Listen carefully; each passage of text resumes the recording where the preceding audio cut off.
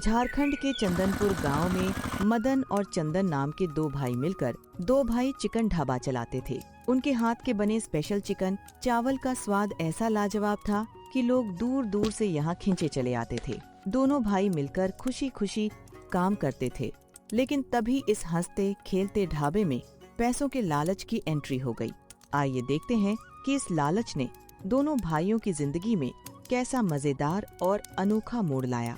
अरे चंदन, जल्दी से 2 प्लेट स्पेशल चिकन चावल लगा। ग्राहक भूखे बैठे हैं और खुशबू से ही सबके मुंह में पानी आ रहा है। हाँ भैया, बस 2 मिनट। जग्गू भाई, आज आपके लिए गर्मा गर्म 2 भाई चिकन ढाबा का स्पेशल झारखंडी स्वाद आ रहा है। वाह भाई चंदन, तुम्हारे इस चिकन चावल के स्वाद के आगे तो शहर के बड़े बड़े होटल भी पूरी तरह फेल हैं। शुक्रिया जग्गू भाई।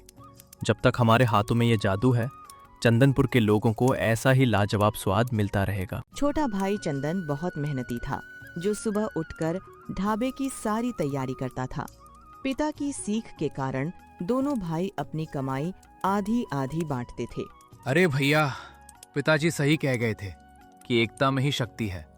हम दोनों मिलकर ऐसे ही 2 भाई चिकन ढाबा को नंबर 1 बनाए रखेंगे। हाँ छोटे, बिल्कुल सही कहा तूने। लेकिन यार, इस बार मंडी में मुर्गियों के दाम फिर से बढ़ गए हैं।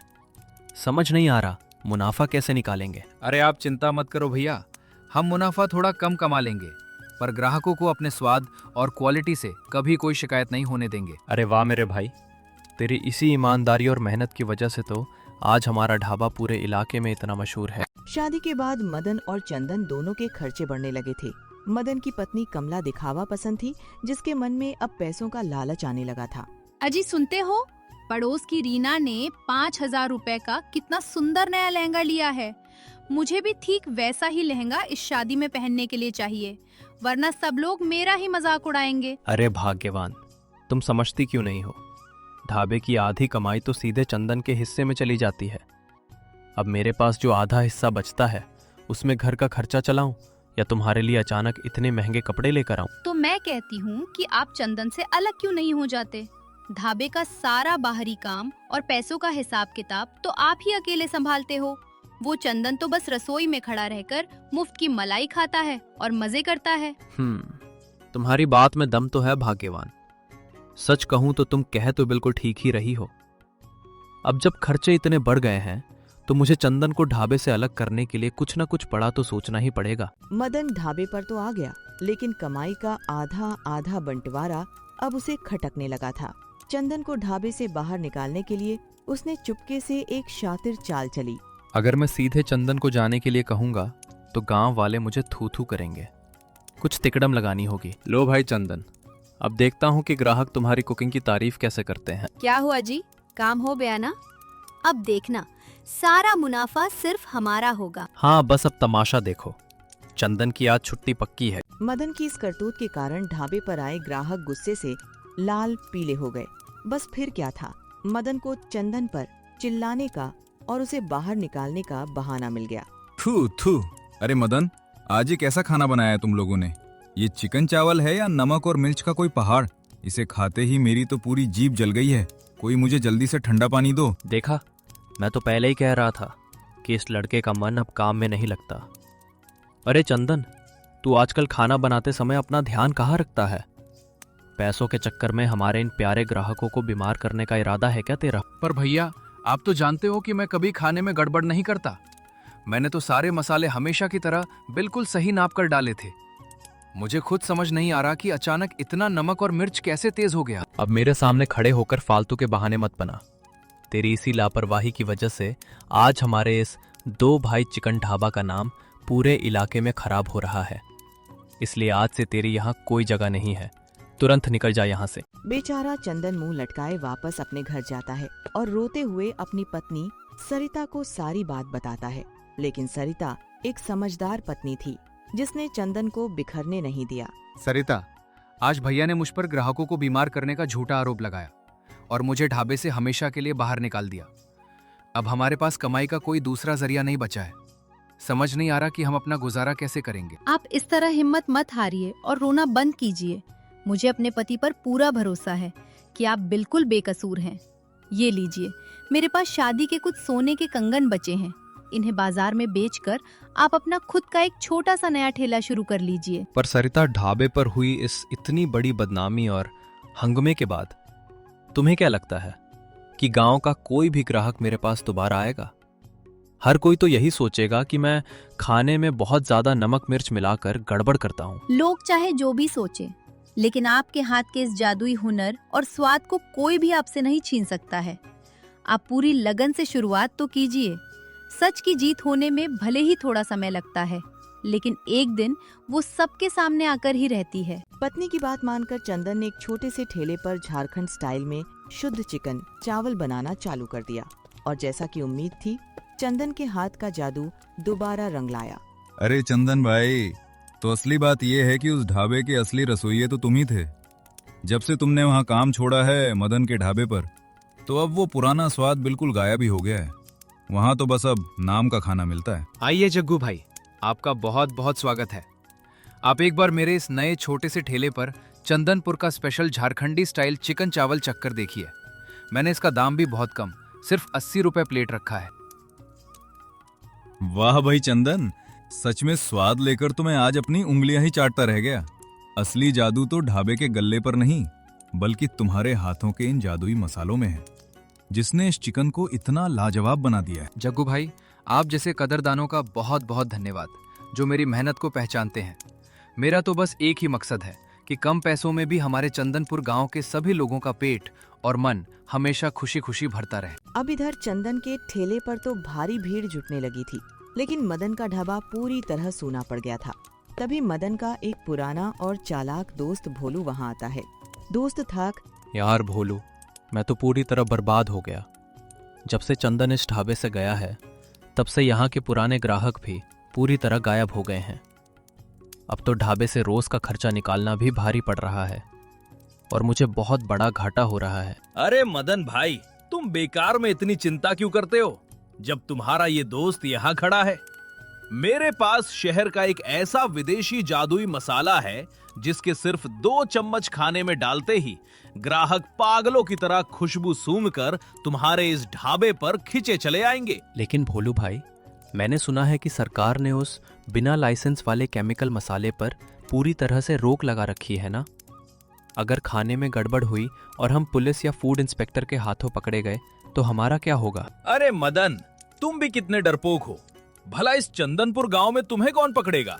हम इस मसाले को चुपके से खाने में मिलाएंगे और तुम देखना, सिर्फ 1 महीने के अंदर ही तुम इस गांव में 3 नए आलीशान ढाबे खोल लोगे। अब आगे तुम्हारी मर्जी है। भोलू मदन को गांव के बाहर एक सुनसान जगह पर बने गोदाम में ले जाता है, जहां वो जादुई मसाला छुपा कर रखा गया था। पैसों के लालच में मदन का दिमाग काम करना बंद कर चुका था।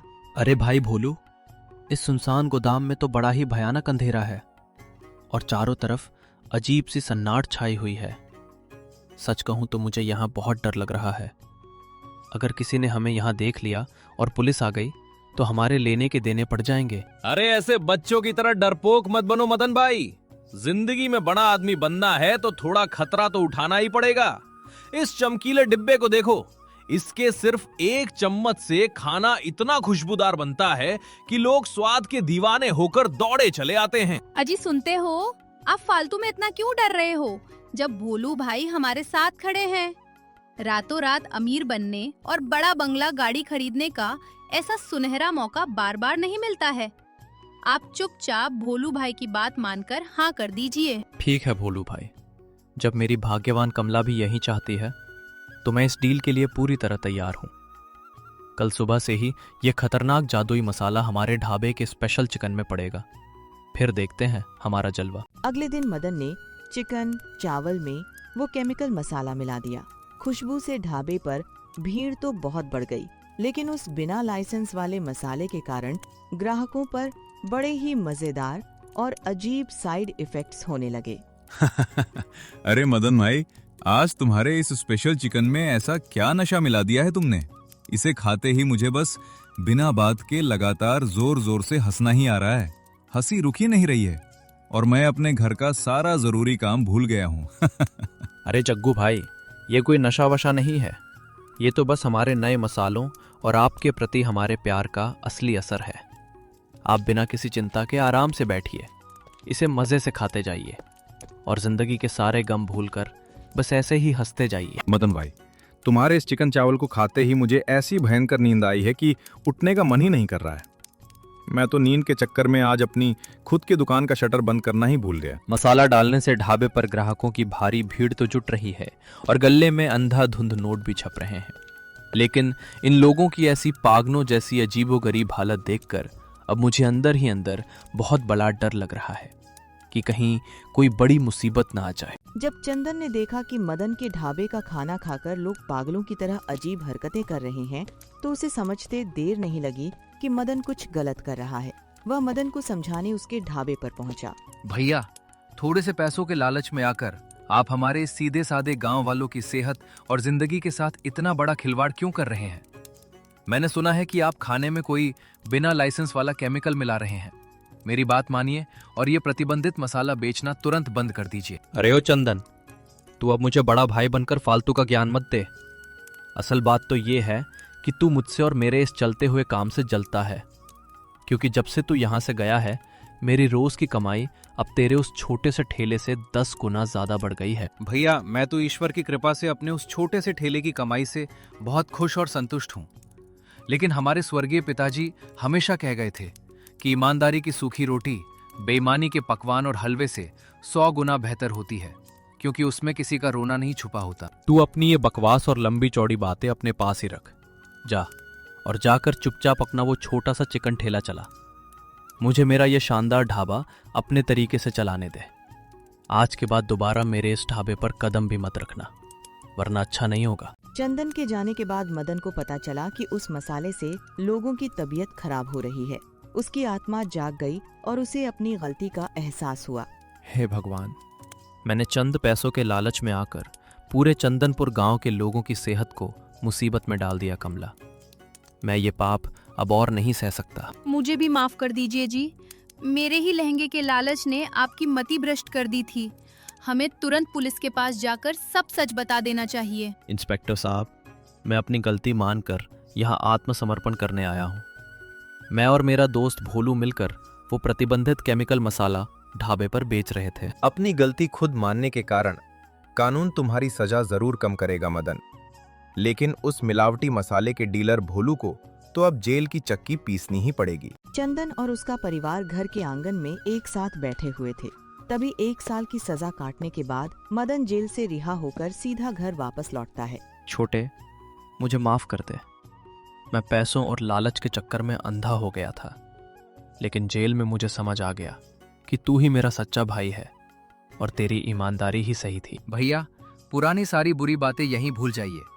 अब हम दोनों भाई फिर से एक हो चुके हैं और मिलकर शुरू करेंगे गांव का असली और शुद्ध स्पेशल चिकन ढाबा। तो दोस्तों, इस कहानी से हमें यह सीख मिलती है कि लालच और बेईमानी का रास्ता इंसान को हमेशा बर्बादी की ओर ले जाता है। जीत हमेशा ईमानदारी और मेहनत की ही होती है। आज मदन और चंदन की एकता ने उनके ढाबे को फिर से पूरे गांव की शान बना दिया था।